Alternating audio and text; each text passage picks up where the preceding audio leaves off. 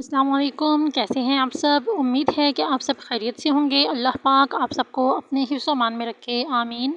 اصحاب سید الشہداء میں رسول اللہ صلی اللہ علیہ وآلہ وسلم کے کئی صحابہ بھی تھے۔ کم از کم 28 کے قریب صحابی رسول اللہ صلی اللہ علیہ وآلہ وسلم امام حسین کے قیام کے دوران شہید ہوئے۔ لگتا ہے اس امر کو کتمان کرنے کی کوشش میں مورخین نے صحابیت کی تصریح سے گریز کیا ہے یا بعض صحابہ کی صحابیت ہی مشکوک بنا دی گئی ہے۔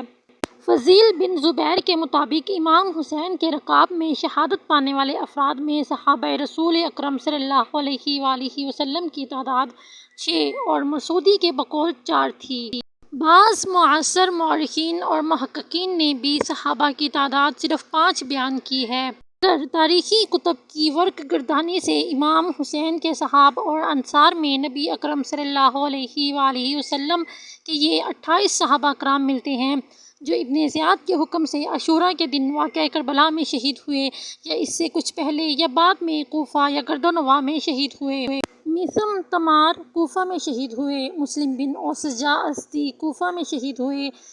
ہانی بن عروہ مرادی کوفہ میں شہید ہوئے، عبداللہ بن یقطر حمیری جو امام حسین کے رضاعی بھائی بھی تھے،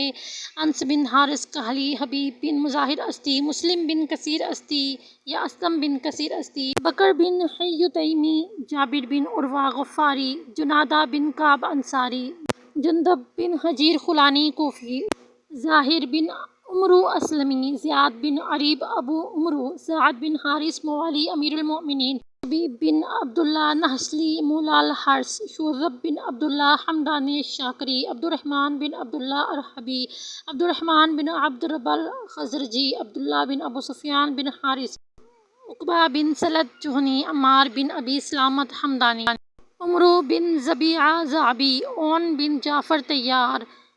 قنبر بن صبرہ کیسی، کنانہ بن عتیق تغلبی، مجمع بن زیاد جہنی، محمد اصغر بن جعفر بن ابی طالب، ناعم بن عجلان انصاری۔ تاریخی تتبع سے جو تعداد سامنے آئی ہے وہ 28 سے زیادہ صحابہ کرام ہیں جو شہید ہوئے اور باقی سب شہدائے کربلا سچے تابعی تھے۔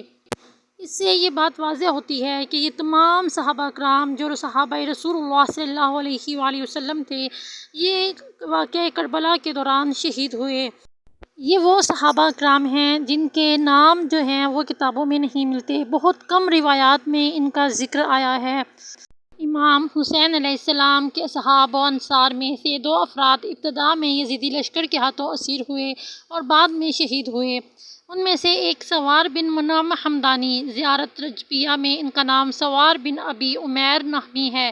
دوسرے موقع بن ثمامہ سداوی، الموقع یا المرقع بن ثمامہ ازدی، کہ ان کا نام جو ہے وہ روایات میں موجود ہے۔ اللہ پاک سے دعا ہے کہ وہ ان تمام اصحاب کے درجات بلند فرمائے اور ان کے صدقے